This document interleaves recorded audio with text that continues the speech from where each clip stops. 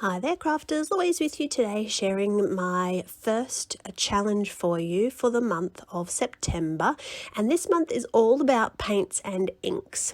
So what I wanted to do was to challenge you to create a vintage type layout, and this month I'm getting to play with the beautiful 3/4 designs collection, but I've also grabbed a couple of extra things from the store. So we've got some fantastic stencils this month, we've got some chipboard pieces, and then two elements. I've got Nuvo vintage drops and I've got the metallic wax.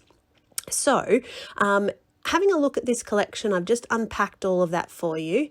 Now, I recently had my family photos updated, and I've got these beautiful autumn sort of photos that have this lovely tone to them, and that's what I'm going to be scrapping today, but I'm going to give it a sort of a father feel. So this is obviously hubby with my two boys, and I'm going to build a layout around that sort of father type layout with the Craft collectibles as embellishments. So one of the things I like to do when I get a new product is to try and use it in fun new ways.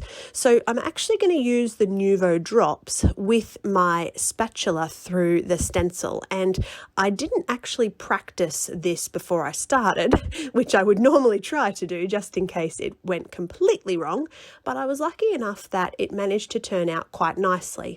And the one thing I've done between using the stencil, because the Nuvo drops are quite thin, they're not thick like texture paste would be, because they're thin, I've cleaned my stencil between applications. So when I did the first application, I then went and cleaned it with water, let it dry, and came back and did the second application. Now, while that Nuvo drops are off to the side drying, I'm going to use the paint element of this month's challenge. So I'm using the Colour acrylic paint with the chipboard pieces that came with the 3/4 designs products, and I'm going to just put a coat of that paint over the chipboards. Now, I've also fussy cut some of the elements from the collection as well. So you can see I've got some florals, I've got that great film die cut there, and what I'm going to do now is start to build the layers. And I have to tell you that the Nuvo drops used as a paste dried fantastic. It's got this lovely matte finish to it, and I love how it sort of really enhances that background, but it's not too overpowering. It almost dries like embossing powder would if you set it, so it kind of has that slightly raised look, but not so bulky like texture paste would be. Now, as you can see, I'm building this page with the chipboard pieces and some of the florals. I've got a little title card there as well. And I'm kind of happy with how this is going, but it needs just a little bit more something. So I cut out some of the papers and I used the distresser to actually add a little bit of texture interest in the background. So just using that distresser to rough those edges up a little bit. It didn't need a lot. I liked what I had going on. You know, I have the chipboard, I have the die cuts. Off camera, I'm going to attach all of this together and then start to stick some of the elements down. Now, because I've got this chipboard that's painted quite plain, what I'm going to do is separate the chipboard from my photo layers. See, there we go. So I'm actually going to stick all the chipboard onto the background paper and then stick all the layers together and separate them.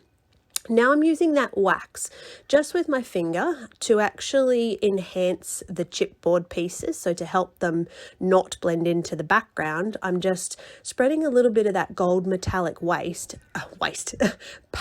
even, excuse my faux pas there, it's metallic paste around the page and enhancing those chipboards and the actual background of the paper. So you can see, you know, I like to do this with my fingers because it gives you that little bit more control since the layers are already put together, but you could use a spatula, you could use a paintbrush with some water. That paste would actually spread quite well with all different kinds of applications.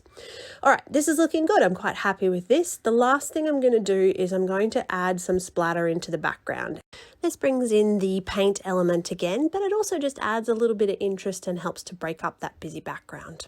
So off camera, I'm going to attach all those layers and put this page together and all finished. So I hope you enjoyed that, something different, a little bit mixed media with some great products in there as well. Thanks for watching. If you haven't already, make sure you hit the little subscribe button.